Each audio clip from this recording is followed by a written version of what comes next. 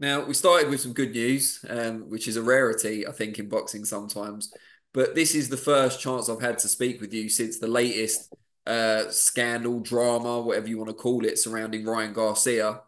And of course, Hmm. this time he was rightly castigated by a number of people, including the WBC, for making racist remarks, both verbally on a Twitter space and in tweets later on, which I think have since been deleted.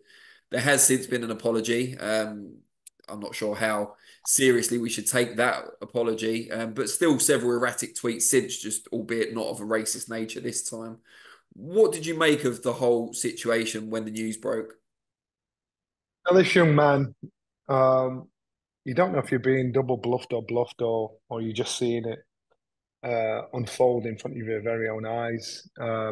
His behaviour, the things he's said and done, are being questionable, pretty erratic, pretty unbalanced.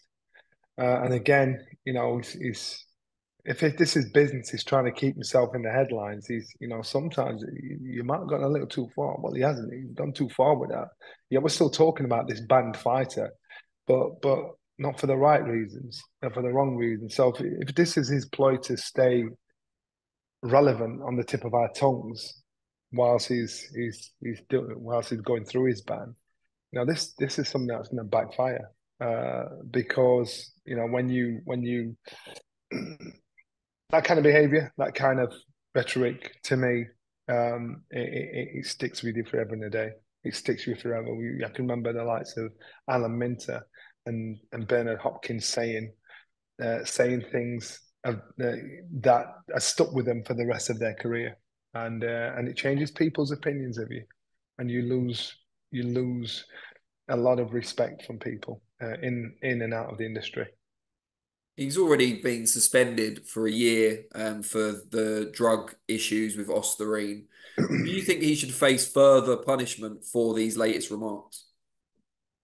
From boxing, at the end of the day, I think the governing bodies have expressed how they're disappointed in him, but in reality, what's he got to do with boxing? In reality, the governing bodies, their job is to put fights on, put championship fights on.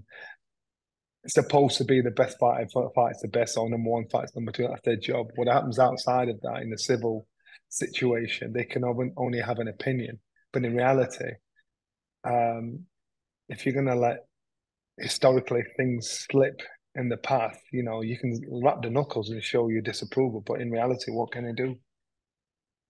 Yeah, I mean, I think a lot of people had sympathy for Garcia around the mental health struggles. He took a long break from boxing. He was quite open about it for those reasons. Then he's failed drug tests, three separate drug tests for Osterine. And I think a lot of that sympathy then ebbs away. These latest comments, how challenging do you find it to still find a level of compassion and understanding for Garcia? I struggle to find understanding all the way through. I've struggled to find understanding, and I'm plucking at thin air, saying, "Well, maybe he's done it because he's trying to bluff everybody to think that he's away with the fairies. He doesn't know what's happening." But now you're at the case where you think there's no excuse. You just got to watch these things unfold. I don't know this young man personally. I don't know what his what circle he's in. I don't know what's going on in his life. I don't know what's triggered his behavior and the things he says. I don't know. All I can do is comment like everybody else and watch from afar. Do I have sympathy for the things he's saying? No. Do I have do I have an opinion? Yeah. I have a personal opinion and this platform opinion. And on this platform, you just think, you know what? Yeah,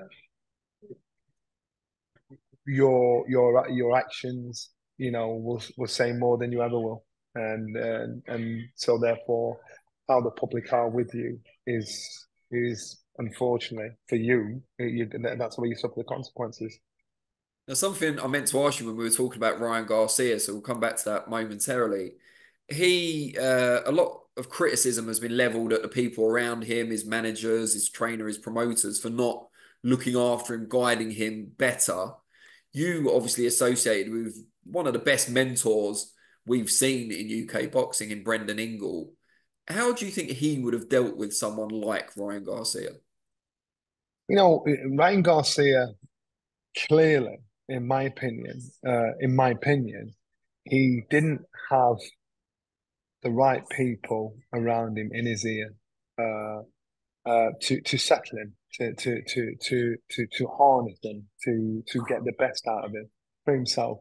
And it's not just about being a fighter; it's about being an adult, a human being outside of the ring.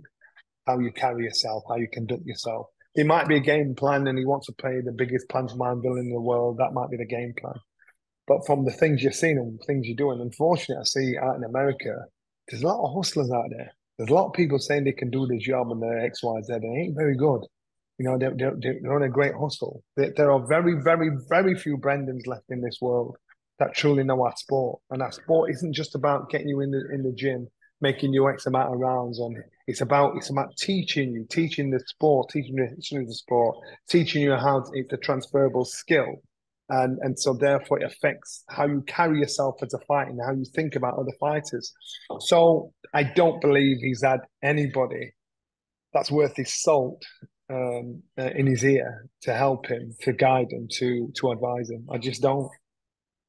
That's a real shame. We'll obviously, I imagine, be talking about Ryan Garcia again in future interviews. But on the subject of helping people, a neat little segue there. Give us an update on the Johnny Nelson Foundation. What is going on? Yeah, the whole point of the foundation was to let people know, just how you can. If I'm going to use a foundation for you to say, you know what, Johnny, foundation's there, help somebody. It was just to let people know it's there, it's available, and so we can distribute as much as we can. So we do little things to try and promote it. We do little things to try and let people know it's there, and it's just down to the whole point of the foundation is. I always found when I was a fighter coming through, nobody wanted to help you when you didn't have the money. And so therefore, you're always on the blind, always on the hustle. And so foundations are basically there to say, you know what, this is what we're doing. If we can attract you to come to us and we'll distribute it, that's what we'll do. And that's what the foundation's about. That's the flagship. It's about helping others. And that's to me, that was the whole point of creating it. Would it have had a big impact on you in your fighting days if something like that was around?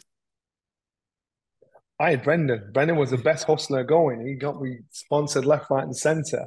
But as I said, there's no Brendans left in this world. So something like this, yeah, it would, without a doubt. But you know what? Times have changed, opinions have changed, people's views on life and others have changed. So yeah, but it would have helped me massively.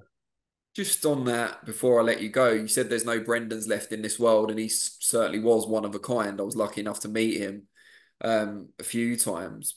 Have you never considered going into that area of the sport, the training, managing, mentoring side? I mean, obviously you're great at what you do, but did you ever consider it? I do advise, I do mentor, but to train and manage like Brendan did, I'll not do it because unless I can do it and give it the commitment that Brendan did, as far as I'm concerned, I'll be cheating the fighter. So I know I can do it, but unless I can give the time that's needed, and then I'm shortchanging the people I'm working with. I could hustle my way in and nick a bit of money, nick a bit here and nick a bit there. But to me, unfortunately, there's too many people in that sport doing that. They're hustling a living out of the sport on the back and the experiences, the losses and the hard times of fighters that they need someone that's there for them to advise them. So when I see fighters around and I see like your Garcias, like your Furies, and you see stuff that's going, you think, oh my God, you know what? Even your AJ, you think, you know what? You need someone in your ear. You need somebody to just put your feet back on the ground and say, come on, let's guide this right. But unfortunately, these people are surrounded by people that are getting paid handsomely. So therefore, they're not going to do the job what they're actually there for. Brendan always said, "Don't make money your God." And in doing that, that's why he was very comfortable being who he was. And I'm quite sure, you know what, in this day and age, he might have even got cancelled with it, the sort of language he used, but he got results, and he made boys and girls into men and women into adults. and they're good people away, even away from our sport.